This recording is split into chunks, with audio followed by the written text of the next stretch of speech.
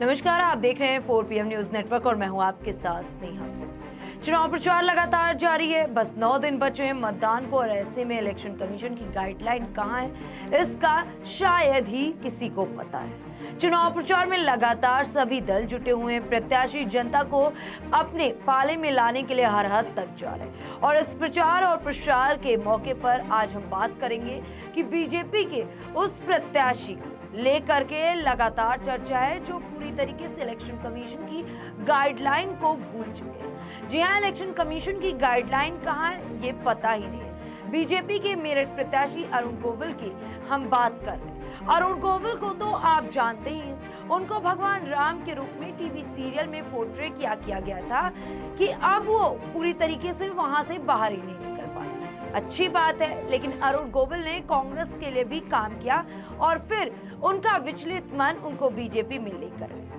और फिर क्या था, वो बीजेपी से चुनावी मैदान में अब उतर चुके हैं और तो और उन्होंने नॉमिनेशन फाइल किया, अपना मेरठ प्रेम दिखाया। साफ तौर पर जब मेरठ प्रेम दिखाया तो उन्होंने कहा कि अगर मेरठ की जनता हमें प्यार देती है तो ये बहुत अच्छा होगा। खैर, ये सब तो हर प्रत्याशी करता है, लेकिन जिस तरीके से अरुण गोविल लगातार भगवान राम की तस्वीर के साथ ही चुनाव प्रचार में नजर आ रहे हैं, कहीं ना कहीं अरुण गोविल को लेकर के ये कहा जा रहा है कि अरुण गोविल ने इलेक्शन कमीशन की एडवाइजरी को किनारे कर दिया या फिर ये कहें कि दरकिनार कर दिया है और वजह बीजेपी।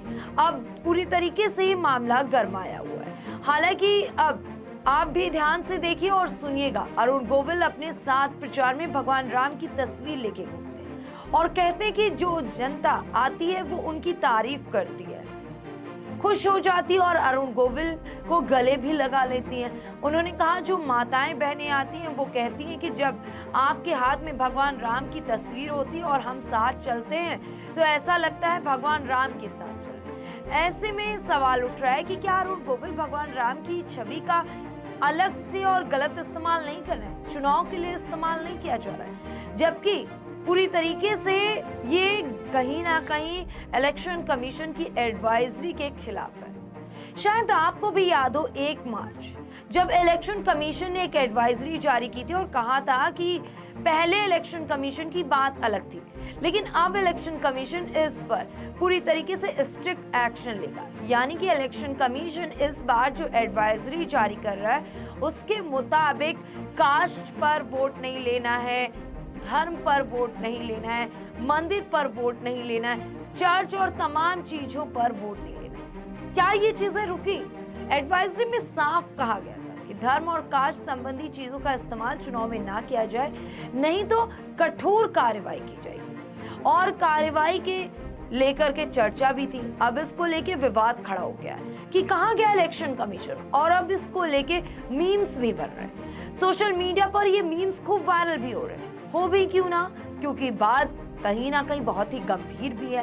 इलेक्शन कमीशन की गाइडलाइन को लेकर के जब हम बात करते हैं तो हमेशा ये कहा जाता है कि इलेक्शन कमीशन जो होता है वो सत्ता और विपक्ष दोनों के लिए एक होता है, लेकिन क्या मौजूदा वक्त में ये वाकई सच है कि इलेक्शन कमीशन सत्ता और विपक्ष के लिए एक जैसा काम कर रहा है? ये हम नहीं कह रहे हैं, ये इस वक्त जनता सवाल उठा रही है, क्योंकि जिस तरीके से पहले इलेक्शन कमीशन ने अपने एडवाइजरी में कहा था कि अब पूरी तरीके से इलेक्शन कमीशन स्ट्रिक्ट हो चुका है और किसी को भी भगवान, धर्म और जात पात के मामले पर बात नहीं करना है पूरे इलेक्शन के दौरान। ऐसे में अब क्या हो रहा है और इलेक्शन कमीशन की आंखें क्यों बंद है, ये भी एक बड़ा सवाल है। हालांकि सवाल उठ रहे हैं कि ये तस्वीर क्यों नहीं हटाई जा रही है, इन तस्वीर को लेकर कोई कार्रवाई क्यों नहीं की जा रही है। अगर अरुण गोविल इन तस्वीरों को लेकर के आगे बढ़ते रहेंगे तो कहीं ना कहीं स्थिति और भी गंभीर होगी और फिर धीरे धीरे जिस चीज को लेकर के एडवाइजरी जारी की गई इलेक्शन कमीशन के द्वारा वो तो कहीं बची नहीं। हालांकि अब हम आपको एक फोटो दिखाते हैं और जो तस्वीर के माध्यम से सवाल खड़ा किया जा रहा है उसको भी दिखाते हैं। ये तस्वीर जो आप अपनी स्क्रीन पर देख रहे हैं, इसमें एक तरफ अरुण गोविल, दूसरी तरफ अन्ना हजारे। इस फोटो में अरुण गोविल के हाथ में भगवान राम की तस्वीर है तो दूसरी तरफ अन्ना हजारे, वो भी सोते हुए। अब आप सोच रहे होंगे कि इस तस्वीर से क्या समझाने की कोशिश की जा रही है? तो बता दें कि इससे इलेक्शन कमीशन की ओर इशारा किया जा रहा है और अरुण गोविल की तरफ इशारा किया जा रहा है। अन्ना हजारे का मतलब है सोता हुआ इलेक्शन कमीशन और मस्त अरुण गोविल। अब आगे एक और तस्वीर सामने आ गई है और ये तस्वीर एक्स पर खूब चर्चा में है। जी हाँ, यूजर इसको लेकर के खुद ही क्रिएट करके डाल रहे हैं और इस पर बातचीत भी कर रहे हैं। कहीं ना कहीं इसमें तस्वीर में अगर बात करें तो कुछ और ही दर्शाया जा रहा है। चलिए अब आपको दिखा देते हैं वो तस्वीर जिसमें पीएम मोदी योग करते हुए आराम से रिलैक्स कर रहे हैं। तो इस पर एक यूजर ने लिखा है कि let me relax and sleep, I will wake up when Congress make mistake. अब आप पूछ रहे होंगे कि ये क्या? दरअसल यूजर ने कहा है कि अभी पीएम मोदी आराम कर रहे हैं क्योंकि गलती किसकी है? बीजेपी की। जब कांग्रेस की गलती होगी तब पीएम मोदी उठेंगे। अब इससे वही बात दर्शाने की कोशिश की जा रही है कि इलेक्शन कमीशन का बीजेपी पर कोई कंट्रोल नहीं है और बीजेपी कुछ भी करे उस पर कोई कार्रवाई नहीं होगी और पीएम मोदी पूरी तरीके से अभी आराम फरमा रहे हैं इन चीजों को लेकर के। हालांकि वो चुनाव प्रचार में तो काफी एक्टिव नजर आ रहे हैं, लगातार वो विपक्ष को नसीहत भी दे रहे हैं और विपक्ष को मैदान से हटने की ओर इशारा भी कर रहे हैं, लेकिन स्थिति तो कुछ और ही बयां कर रही है। जनता जिस तरीके से इन सब चीजों को लेकर के चर्चा कर रही है और अब यूजर ने लिखा है, एक्स यूजर ने लिखा है कि कांग्रेस की गलती होगी तब पीएम मोदी उठेंगे। क्या माना जाए? क्या वाकई विपक्ष की गलती ही गलती, सत्ता पक्ष की गलती नहीं? इतनी पार्शियलिटी क्यों? अगर नहीं तो फिर क्यों नहीं अरुण गोविल के खिलाफ कोई कार्रवाई हुई? अब बात वही है, आखिर ज्यादा दिन भी नहीं हुए इलेक्शन कमीशन को अपने एडवाइजरी को जारी किए, फिर कुछ कार्रवाई क्यों नहीं हुई? सबसे बड़ी बात ये कि अरुण गोविल आराम से अपने दशकों पुराने निभाए किरदार को लेकर के आज भी जनता के बीच में जा रहे हैं और इलेक्शन कमीशन की गाइडलाइन को तोड़ रहे हैं। या फिर ये मान लिया जाए कि सब नियम सिर्फ कांग्रेस और विपक्ष के लिए। अब मामला बहुत ही गंभीर हो चुका है क्योंकि स्थिति चुनावी मैदान में है या फिर ये कहें कि चुनाव को लेकर के हर किसी की तैयारी जारी है और ऐसे में ये मामला सामने आया। कहां तक उचित है ये मामला? क्योंकि अरुण गोविल की ये जो तस्वीर सामने है उसमें वो चुनाव प्रचार में भगवान राम की तस्वीर के साथ जा रहे हैं। कोई कार्रवाई क्यों नहीं हो रही? कब जागेगा इलेक्शन कमीशन? अरुण गोविल ने भले ही किरदार निभाया हो भगवान राम, अच्छी बात है, लेकिन वो दशकों पुराना किरदार था। वो उनका तब का किरदार था जब वो टीवी चैनल्स में काम करते थे, लेकिन अब वो चुनाव मैदान में, तो जो नियम सबके लिए वो नियम उनके लिए भी। आखिरकार अरुण गोविल क्यों नहीं उन नियमों का पालन कर रहे हैं? इस सब की ओर से क्या इशारा करना चाहती है बीजेपी?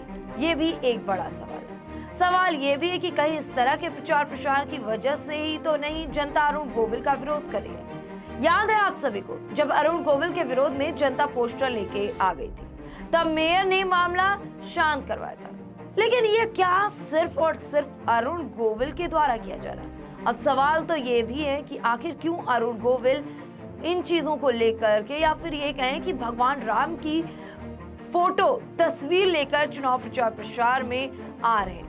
किसने उन्हें ये हक दिया है? क्या वाकई भगवान राम पर अभी भी बीजेपी राजनीति कर रही है? क्या वाकई भगवान राम के नाम पर ही बीजेपी अपनी राजनीति रोटी सेककर 2024 का चुनाव जीतना चाहती है? किसने उन्हें ये हक दे दिया? दूसरी तरफ ये भी कहा जा रहा है कि कहीं ये बीजेपी की सोची समझी रणनीति तो नहीं है कि अरुण गोविल को मैदान में इसलिए लाया जाए ताकि बीजेपी और पीएम मोदी खुद भगवान राम का नाम ना लेके अरुण गोविल को पूरा समर्थन देके इलेक्शन कमीशन की गाइडलाइन तोड़ने का काम करे। आखिरकार जहां इलेक्शन कमीशन की एडवाइजरी की बात हो रही है और अनुशासन की बात करती है बीजेपी कहती है कि हमारे यहाँ अनुशासन है, विपक्ष में अनुशासनहीनता है, फिर इलेक्शन कमीशन की एडवाइजरी को आप पालन क्यों नहीं? जब इतना सब कुछ अनुशासन में है तो ये मामले क्यों सामने आ गए? या पीएम मोदी और पूरा सत्ता पक्ष ये दर्शाना चाह रहा है कि अरुण गोविल को मैदान में सिर्फ इसीलिए उतारा जा रहा है क्योंकि पीएम मोदी, सीएम योगी इस बार चुनाव प्रचार में जात पात, भगवान राम मंदिर की बात नहीं कर सकते और अरुण गोविल जो दशकों पुराने किरदार को निभा चुके हैं। आज भी उसी किरदार को लेकर के जनता को कहीं ना कहीं जनता अभी भी भगवान राम को लेकर के बहुत ही ज्यादा सॉफ्ट कॉर्नर रखती है और रखेगी भी, क्योंकि वो सबके भगवान है। फिर ऐसे में ये मामला सामने आना, बीजेपी का ये खेल क्या अरुण गोविल के माध्यम से खेलने वाला एक बहुत बड़ा मास्टर प्लान है? फिलहाल ये क्यों हो रहा है, और सबसे बड़ा सवाल कि आखिरकार इलेक्शन कमीशन क्यों ऐसे सो रहा है? इलेक्शन कमीशन को क्या ये चीजें दिख नहीं रही, या फिर इलेक्शन कमीशन भी जब कांग्रेस और विपक्ष की गलती होगी तभी जागेगा? सत्ता पक्ष के लिए सब कुछ माफ, सत्ता पक्ष के लिए आंख बंद क्यों? ये एक बड़ा सवाल है। और अब देखने वाली बात ये होगी कि अरुण गोविल के खिलाफ चुनाव से पहले कोई कार्रवाई होती भी है कि नहीं, चुनाव के बाद कार्रवाई होती है कि नहीं। क्यों आखिरकार इतनी चुप्पी साधे बैठा हुआ है इलेक्शन कमीशन? बड़ा सवाल है। फिलहाल ऐसी तमाम बड़ी अपडेट्स को देखने के लिए बने रहें 4 PM न्यूज नेटवर्क के साथ।